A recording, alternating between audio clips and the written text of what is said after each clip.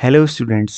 इस वीडियो में क्लिक करते ही आई नो आप में से बहुत सारे स्टूडेंट को ऐसा लगा होगा कि it is a funny video, but it is not a funny video. It could be a funny video, but हर किसी स्टूडेंट की लाइफ सेम नहीं होती है। हर किसी की लाइफ में अप्स एंड डाउन्स आते रहते हैं। देखो, हर कोई अपनी अपनी लाइफ में प्रॉब्लम फेस करता है। तो हम यहाँ पर ये अज्यूम करके चलेंगे कि ये वीडियो उन लोगों के लिए है जो इस साल बहुत अच्छा स्कोर नहीं कर सकते, जो इस साल 90 प्लस मार्क्स नहीं लेके आ सकते, या इवन इस साल वो 50 प्लस मार्क्स लेके नहीं आ सकते क्योंकि उनकी लाइफ में इस साल बहुत, या फिर अभी एग्ज़ाम से पहले कुछ जेन्युइन प्रॉब्लम आ गई, वो बीमार हो गई। होता है ना, ऐसा कई सारे स्टूडेंट के साथ होता है ऐसा कि किसी इलनेस की वजह से या कुछ ऐसे इश्यू हो गए हैं, उनके कुछ पर्सनल इश्यू ऐसे हो गए जिसकी वजह से वो अच्छा नहीं कर पा रहे हैं। साथ ही साथ और भी बहुत सारी प्रॉब्लम्स होती हैं। ये वीडियो उन बच्चों के लिए, उन स्टूडेंट्स के लिए है। साथ ही साथ उनके लिए भी है जिनको अपनी आंसर राइटिंग थोड़ी-सी बेटर करनी है। जिन्हें ये देखना है कि हम कम टाइम में ऐसा क्या पढ़ें जिससे कि हम एक ठीक-ठाक एक अच्छा स्कोर कर पाएँ कम पढ़ के। क्योंकि हमें एग्ज़ाम टाइम में अब हमें बाकी सब्जेक्ट को भी टाइम देना होता है। तो ये वीडियो उन लोगों के लिए भी है। देखो, बच्चे कौन-कौन सी प्रॉब्लम्स को फेस करते हैं। जैसे कई सारे स्टूडेंट ऐसे हैं जिनसे मैं मिला हूँ, वो क्या कहते हैं, उनको उनका हमेशा का एक ही चीज़ है कि फ़ियर ऑफ मैथ्स, कि भाई मैथ्स मेरे लिए तो है ही नहीं, मैथ्स मेरे लिए बनी नहीं है। तो ये वीडियो उन लोगों के लिए भी है ना? उनका एक मेंटल ब्लॉक है कि फ़ियर, मेरे लिए मैथ्स बनी नहीं है, मैं मैथ्स नहीं कर सकता या मैं मैथ्स नहीं कर सकती, और वो मैथ्स से दूर भागते रहते हैं और वो भाग भी जाते हैं। अभी है 10th क्लास, तो वो 11th क्लास में वो लोग भाग जाएँगे मीन्स वो मैथ सब्जेक्ट में अच्छे नहीं हैं, वो किसी अदर सब्जेक्ट में अच्छे हैं, वो किसी और फ़ील्ड में अच्छे हैं। तो वो 11th क्लास में दूसरा सब्जेक्ट चूज़ कर लेंगे। कई सारे लोग बायो को चूज़ करेंगे स्पेसिफ़िकली, कई सारे लोग सीए, चार्टर्ड अकाउंट वाली लाइन में चले जाएँगे, कॉमर्स ले लेंगे। कई सारे स्टूडेंट्स आर्ट्स वाली लाइन में जाएँगे, जहाँ पे वो हिस्ट्री, पॉलिटिक्स ये सारे सब्जेक्ट को पढ़ेंगे। तो इस साल उन्हें भवसागर तो पार करवाना ही है। तो ये वीडियो उन लोगों के लिए है कि कैसे हम अच्छे मार्क्स लाएँ, कैसे हम पासिंग मार्क्स सिक्योर करें, ये वीडियो उन लोगों के लिए है। कुछ सारे बच्चों को ये डर भी है कि उनकी मैथ्स तो अच्छी है बट उनके बेसिक्स अच्छे नहीं हैं, राइट? ऐसे बहुत सारे स्टूडेंट्स हैं जिनके बेसिक्स अच्छे नहीं हैं। जैसे उन्हें बेसिक जो साइन प्रॉब्लम्स होती हैं, माइनस प्लस, है ना? माइनस माइनस क्या होगा? ऐड और सम करके, और मल्टीप्लिकेशन हो जाए तब क्या होगा? इसमें कन्फ्यूजन्स रहते हैं। तो ऐसे स्टूडेंट्स क्या करते हैं, चीज़ें आती हैं पर वो क्या करते हैं, बहुत ज़्यादा सिली मिस्टेक्स करके आते हैं एग्ज़ाम में, राइट? तो ये वीडियो उन लोगों के लिए भी है। और कई सारे स्टूडेंट्स हैं जिन्होंने पढ़ना तो स्टार्ट कर दिया था टाइम पे, अभी उन्हें 2 या 3 महीने हो गए होंगे। बट पढ़ते-पढ़ते उन्हें ये लगा होगा कि यार 10th क्लास का सिलेबस तो बहुत ज़्यादा है। सही टाइम पे जिन्होंने स्टार्ट किया उन्हें ऐसा नहीं लग रहा होगा क्योंकि उनका रिवीजन टाइम चल रहा होगा, बट जिन्होंने थोड़ा लेट स्टार्ट किया, उन्हें ऐसा लग रहा होगा कि यार सिलेबस तो बहुत ज़्यादा है। अब हो क्या रहा है कि सारे के सारे चैप्टर्स आपस में मिक्स हो रहे हैं और हमें ये अब पता नहीं चल पा रहा कि हम क्या पढ़ें एग्ज़ाम टाइम में, क्या छोड़ें, है ना? और एंड में वो करेंगे क्या कि सब पढ़ने के चक्कर में वो जो इतनी भी इम्पोर्टेंट चीज़ें हैं उनको वो छोड़ देंगे। तो ऐसे लोगों के लिए भी ये, ऐसे स्टूडेंट्स के लिए भी ये वीडियो है कि हमें क्या पढ़ना है, क्या छोड़ना है, राइट? तो चलो स्टार्ट करते हैं कि हमें क्या करना है। अगर हमें कम समय में पासिंग मार्क्स को गेन करना है, तो हमें क्या करना है भई, सबसे पहले हमें अपना एक टारगेट फिक्स करना है। जैसे मैंने लिख दिया कि 33 प्लस मार्क्स चाहिए हमें। मतलब ये टारगेट क्यों फिक्स करना है? क्योंकि आप जैसे ही मोबाइल चला रहे हो, लैपटॉप चला रहे हो, आप देख रहे होगे कि उसमें बहुत सारे टीचर्स हैं, वो लगातार वीडियो पे वीडियो लाइव सेशन ले रहे हैं, लाखों बच्चे देख रहे हैं, और जिन बच्चों की पढ़ाई नहीं हुई है, वो ऑलरेडी उनका कॉन्फिडेंस ऑलरेडी उन बहुत ज़्यादा लूज़ हो चुका है। उन्हें लग रहा होगा कि नहीं, अब हम कैसे करें? बट वो ज़बरदस्ती ज़बरदस्ती सारे के सारे वीडियोज़ देख रहे होंगे। तो एक तो उनका कॉन्फिडेंस कम है, दूसरा वो लोग अभी फोमो फ़ील कर रहे हैं कि उनके दोस्त ने, उनके क्लास के जो टॉपर्स हैं, स्टूडेंट्स हैं, वो ये वीडियो भी देख रहे हैं, वो भी कर रहे हैं, ऐसा भी कर रहे हैं। तो आप लोग भी fear of missing out feel कर रहे होंगे और आपको भी लग रहा होगा कि हम भी ये वीडियो देखेंगे, वो वीडियो देखेंगे। तो ऐसा नहीं करना है। ऐसा तब करना है जब आपकी पढ़ाई हो चुकी है, आपका रिविज़न टाइम चल रहा है, तब आप ये सब चीज़ें कर सकते हैं। लेकिन अगर आपको पासिंग मार्क्स सिक्योर करने हैं तो आपको ऐसा नहीं करना है। आपको सारी की सारी चीज़ों को मास्टर करने की कोशिश नहीं करनी है कि हम पूरी बुक खोल के बैठ गए और सारी की सारी चीज़ों को सॉल्व करने पे तुले हुए हैं। एग्ज़ाम्पल्स, एनसीईआरटी के जितने भी क्वेश्चंस हैं, ऐसा नहीं करना है। हमें करना क्या है? हमें अपने मन में एक टारगेट लेके चलना है कि 33-40 ऐसे मार्क्स तो हमें लाने हैं। उसके लिए और वो आएँगे कैसे? भई हमें सबसे जो ईज़ी मार्क्स हैं, उन्हें तो सिक्योर करके चलना है कि भई जो सबसे ईज़ी क्वेश्चन है, जहाँ से हमारे श्योर मार्क्स तो आने ही आने हैं। इसके एग्ज़ाम्पल के लिए जब आप 1.2 एक्सरसाइज़ को स्टार्ट करोगे, तो वहाँ पे क्वेश्चन है ना कि हमारा √3 या 5 + √2, हमें इससे प्रूफ करना होता है कि प्रूफ करें कि it is an irrational number.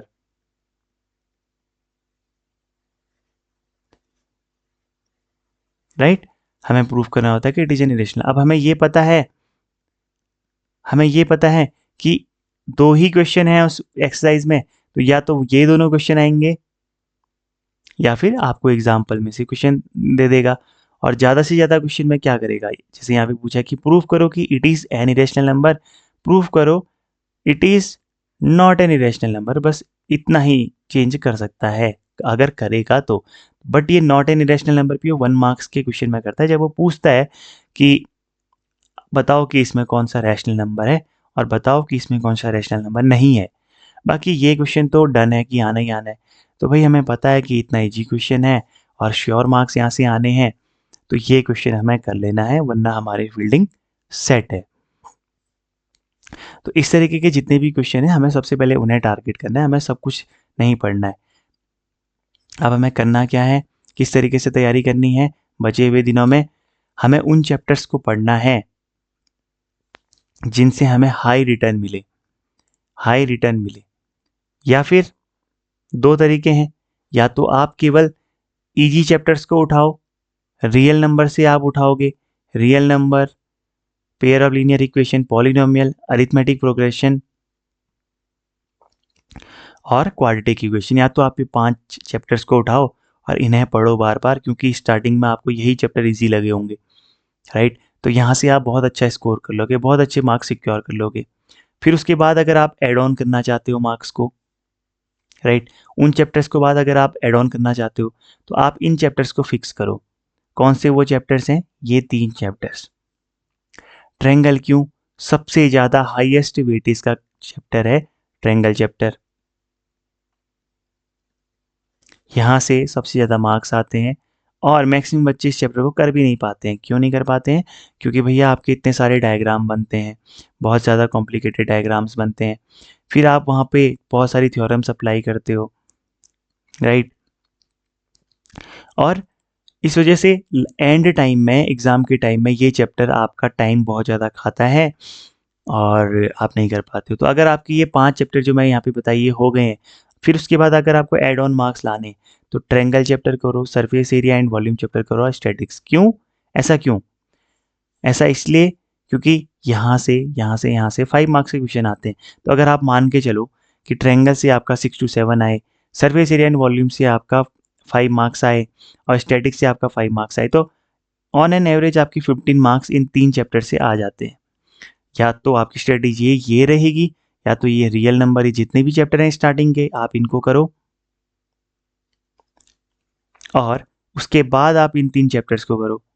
या फिर अगर आपके पास इतना भी टाइम नहीं है, तो आप या तो इन 3 चैप्टर्स को करो और 5 मार्क्स के क्वेश्चन को अटेम्प्ट करो। इसके अलावा जो मेरा नेक्स्ट वीडियो आने वाला है, उसमें मैं 51 मार्क्स क्वेश्चन लेके आने वाला हूँ। उससे होगा क्या कि आपके जो 10 मार्क्स के क्वेश्चन आते हैं, स्टार्टिंग में जो आपके 10 मार्क्स के क्वेश्चन आएँगे, 1 मार्क्स के 10 क्वेश्चन जो आएँगे, वो सारे के सारे हमारे सही होने चाहिए। उसके बाद बचे हुए में हमें यहाँ से मार्क्स लेके आने हैं। तो इतना ईज़ी है, कम समय में, अभी भी इतना ईज़ी है कि आप एक बहुत अच्छा स्कोर लेके आ सकते हो। उसके अलावा हमें क्या करना है?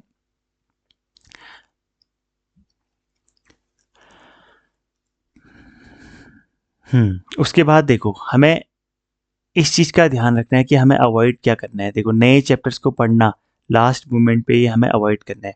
अब इसका एग्जांपल दूं मैं आपको, तो देखो ट्रिग्नोमेट्री के जितने भी फॉर्मूले हैं वो तो हमें याद रखने हैं, क्योंकि जब भी क्वेश्चन आएगा तो वहाँ पे हमें पी अपॉन एच ट्रिग्नोमेट्री की टेबल, स्टैंडर्ड वैल्यूज जितनी भी होती हैं, रेशियोज और फॉर्मूले, ट्रिग्नोमेट्री की 3 आइडेंटिटीज़, ये हमें याद होनी चाहिए, ताकि अगर हम क्वेश्चन सॉल्व ना भी कर पाएँ तो उस क्वेश्चन में हम वो 3 आइडेंटिटी एटलीस्ट लिख कर आएँ। अदरवाइज़ नया चैप्टर क्या नहीं पढ़ना है, जैसे आपकी जो एक्सरसाइज है 8.2 ट्रिग्नोमेट्री की 8.2 ही है, तो वहाँ पर जो 2 एक्सरसाइज है वहाँ पर हमारे सारे के सारे प्रूव दैट क्वेश्चन है, और वो सारे क्वेश्चन इंपॉर्टेंट क्वेश्चन है, वो बार-बार वो एग्ज़ाम में आए हुए क्वेश्चन है, रिपीटेड क्वेश्चन है। तो इस बार भी आएँगे ही आएँगे, लेकिन अगर आपने ट्रिग्नोमेट्री नहीं पढ़ी है तो उस चैप्टर को आपको नहीं पढ़ना है, क्योंकि वो आपको कन्फ्यूज़न और ज़्यादा देगा। तो इस तरीके से हमें एंड मोमेंट पे हमें ज़्यादा चैप्टर्स नहीं पढ़ने, नए चैप्टर्स नहीं पढ़ने। सेकंड है भई, हमें डायग्राम्स को, किसी भी डायग्राम को हमें स्किप नहीं करना है। हमें जो भी गिवन डेटा होगा उसको पढ़ के हमें प्रॉपर डायग्राम बनाना है, फिर उसके बाद उसमें कंस्ट्रक्शन करनी है। इस तरीके से एग्ज़ाम में भी जब हम क्वेश्चन करेंगे तो वहाँ पे हमें डायग्राम्स को स्किप नहीं करना है। आंसर शीट को ब्लैंक नहीं रख के आना है, आपको कुछ ना कुछ रिलीवेंट वहाँ पे लिखना है। रिलीवेंट, मैं कह रहा हूँ रिलीवेंट। आप ऐसा नहीं कि वहाँ पर कुछ भजन लिख के आ गए या कुछ सॉन्ग्स लिख के आ गए, ऐसा नहीं करना है। आंसर शीट में क्वेश्चन के नीचे वही लिखना है जो रिलीवेंट है, जैसे कि फॉर्मूला या इम्पोर्टेंट कॉन्सेप्ट, वो ही चीज़ आपको वहाँ पर लिखनी है। और ध्यान देना, मैंने शॉर्ट्स में मैंने सारे के सारे चैप्टर्स के फॉर्मूले को अपलोड किया हुआ है। वो शॉर्ट्स में एक ही शॉर्ट के अंदर है, आप उसे बार-बार देखो, बार-बार उसे पढ़ो, वहीं पर आप मेमोराइज़ उसे वहीं पर कर लो, राइट? और याद ऐसे फॉर्म एक चीज़ है कि फॉर्मूले को हमें इस तरीके से याद करना है कि जैसे हमारी लाइफ उसी पर डिपेंड करती है, तो हमें उसको उस तरीके से याद करना है। दूसरा, अब यहाँ पर देखो और क्या है, step marking is your friend. हमारा क्या है कि भई ऐसा नहीं सोचना है कि हमारा आंसर नहीं निकला। हमें जब हम क्वेश्चन सॉल्व करने जाते हैं तो जो एग्ज़ामिनर हैं वो आपको स्टेप्स में भी मार्क्स देते हैं प्रॉपर, कि आपने कहाँ पर फॉर्मूला लिखा है, वैल्यू को क्या सब्स्टिट्यूट आपने क्वेश्चन बनाने के बाद किया है या नहीं किया है, डायग्राम बनाया या नहीं बनाया है। अगर ग्राफ पेपर का यूज़ किया तो प्रॉपर ग्राफ पेपर में आपने प्रॉपर मार्किंग की है या नहीं की है। तो ये सारी छोटी-छोटी चीज़ें इम्पोर्टेंट हो जाती हैं 33 प्लस मार्क्स के लिए, पासिंग मार्क्स के लिए या अच्छे अच्छे मार्क्स के लिए। तो इन सब चीज़ों को हमें मिस नहीं करना है, और स्टेप बाय स्टेप जिस क्वेश्चन का जो भी स्टेप होता है हमें वो चीज़ वहाँ पे करनी ही करनी है, राइट? और क्या नहीं करना है भई, ये चीज़ नहीं करनी है, ठीक है? हमें सारे के कुछ सॉल्व नहीं करना है, हमें केवल सबसे इम्पोर्टेंट चीज़ों को टारगेट में रखना है, राइट? जितने भी रिपीटेड क्वेश्चन हैं, हाँ, उन्हें हमें करना है, क्योंकि वो बार-बार रिपीट हो रहे हैं, दैट मीन्स वो सबसे ज़्यादा इम्पोर्टेंट है, राइट? एग्ज़ाम्पल्स के छोड़ के आप, अगर आपको टाइम हो तो आप एक्सरसाइज़ के क्वेश्चन कर सकते हो। और अगर आप बोलोगे तो मैं आपके लिए, हम क्या कर सकते हैं कि मान लीजिए हमारे पास 27 क्वेश्चन आते हैं एग्ज़ाम में, राइट? इनमें से 10 मार्क्स के क्वेश्चन हमारे वो होते हैं हमारे 1 मार्क्स के क्वेश्चन, तो आप इसमें से 10 माइनस कर दो, यानी बचे हमारे पास 17 क्वेश्चन, और हमारे पास हैं चैप्टर कितने, 14। तो अगर आप चाहो तो मैं इन सारे के सारे 14 चैप्टर्स के, हर चैप्टर के हम केवल एक क्वेश्चन डिस्कस करेंगे। एक क्वेश्चन और फॉर्मूला, एक क्वेश्चन और फॉर्मूला। इस तरीके से हम 14, एटलीस्ट 14 क्वेश्चन, या हम कहें 2-3 क्वेश्चन एक्स्ट्रा ले लें तो 15 और 16 क्वेश्चन। तो इस तरीके से इनका मैं एक प्रॉपर वीडियो बना सकता हूँ, ताकि आप हर चैप्टर में से कम एक क्वेश्चन करें, आपको फॉर्मेट पता चले कि किस तरीके से हमारा फॉर्मेट है, किस तरीके से हमें लिखना है। एक चीज़ और मत करके आना है एग्ज़ाम में, जैसे स्टूडेंट क्या करते हैं, क्वेश्चन को सॉल्व करते हैं, पूरी मेहनत करते हैं, कोई बड़ा क्वेश्चन है, पूरी मेहनत करी, उसकी कैलकुलेशन करी, फिर कैलकुलेशन को पूरा इस तरीके से काला करके आते हैं। आपको ऐसा नहीं करना है। लेट द एग्ज़ामिनर सी कि आपने इस क्वेश्चन को सॉल्व करने में कितनी मेहनत करी है, आपने कितना ज़्यादा इसमें अपना टाइम इन्वेस्ट किया है, कितना ज़्यादा टाइम इसमें आपने वेस्ट किया है। उनको ये चीज़ पता चलने दो, इसलिए पूरा काला करके मत आ जाना, राइट? अब यहाँ पे एक गोल्डन रूल लिखा हुआ है, क्या है? Right something relevant for every question. भाई यही चीज़ मैंने अभी बताई आपको, कि जब आप आंसर शीट को आपको ब्लैंक रख के नहीं आना है। 27 क्वेश्चन है, अगर आप 27 के 20 क्वेश्चन आप अटेम्प्ट करके आएंगे, साथ ही साथ प्रॉपर तरीके से आंसर राइटिंग करके आएंगे, उसमें फॉर्मूला लिख के आएंगे, कॉन्सेप्ट लगाने की कोशिश करेंगे, न्यूमेरिकल को सॉल्व करने की कोशिश करेंगे। ये सारी चीज़ें अगर आप करके आएंगे तो हर क्वेश्चन में आपको 1 मार्क्स तो मिलना ही मिलना है। और जब मैं इतनी सारी चीज़ें बता रहा हूँ तो please do not feel pathetic about you. ऐसा नहीं है। मेरा मेन एम ये है कि इतने मार्क्स तो हमें सिक्योर कर लेने हैं कि 33, 35, 40 मार्क्स हमें सिक्योर कर लेने हैं, ताकि हमें हमारे माइंड को ज़्यादा नुकसान ना पहुँचे, हम डिप्रेशन में ना चले जाएँ, हम डीमोटिवेट ना हो जाएँ, हमें बाकी सब्जेक्ट की भी तैयारी करनी है। तो सबसे पहला हमारा टारगेट ये रहेगा कि इतनी चीज़ें करके हमें 30 टू 40 मार्क्स लेके आने हैं। उसके बाद हम ऐड ऑन कितना कर सकते हैं, वो हमारे ऊपर डिपेंड करता है। इसके अलावा देखो, अच्छे मार्क्स लाने के और कौन से तरीके हैं, यहाँ पे उन पॉइंट्स को हम लिख लेते हैं, राइट। अच्छे मार्क्स लाने के क्या तरीके हैं? पहला पॉइंट तो हमारा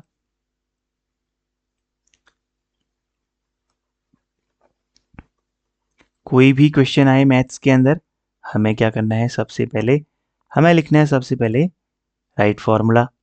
हमें सबसे पहले फॉर्मूले को लिख देना है। अगर आपने फॉर्मूला लिख दिया है तो डिपेंड करेगा कि क्वेश्चन कितना बड़ा है, तो हाफ से लेकर 1 मार्क आपको यहाँ से जरूर मिलेंगे। सेकेंड है डायग्राम।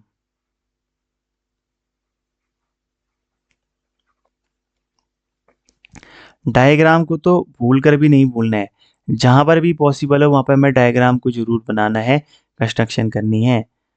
और क्या है कि हाँ, जब भी हमारे प्रूफ दैट वाले क्वेश्चन आएंगे, ठीक है, प्रूफ दैट वाले क्वेश्चन आएंगे तो उसमें बहुत अच्छे से गिवन लिखना है। ना सिर्फ लिखना है, बल्कि मैं तो अपने स्टूडेंट को बताता हूँ कि अगर गिवन में लिखा हुआ है triangle P Q R, triangle A B C, इस तरीके से दिया हुआ है, तो आप गिवन के साथ उस प्रॉपर डायग्राम को भी कंस्ट्रक्ट कीजिए एक बार। यहाँ पे डेटा लिखिए और डेटा के बाद उस डेटा के अकॉर्डिंग जो ट्रायंगल दिया है उसे यहाँ पे बनाइए गिवन के अंदर, राइट। फिर गिवन दैट के अंदर हमने एक बार गिवन लिखा, फिर उसके बाद हम क्या लिख सकते हैं, हम लिखेंगे टू फाइंड, राइट। इसके बाद अगर किसी क्वेश्चन में हमारी कंस्ट्रक्शन होनी है, किसी क्वेश्चन में अगर हमारी कंस्ट्रक्शन होनी है तो थर्ड पॉइंट में हम कंस्ट्रक्शन लिखेंगे। फिर उसके बाद कंस्ट्रक्शन के बाद हमारा सॉल्यूशन शुरू हो जाएगा, राइट। और जब सॉल्यूशन फिनिश हो जाए तो एंड में हमें हैंस प्रूव एक प्रॉपर तरीके से काम करना है। उसके बाद फोर्थ चीज क्या है, आंसर इन बॉक्स, या हम कहें बॉक्स योर आंसर्स। जितने भी आपके आंसर्स आएंगे वो सारे के सारे आंसर को आपने इस तरीके से एक प्रॉपर बॉक्स के अंदर ढाल के आना है।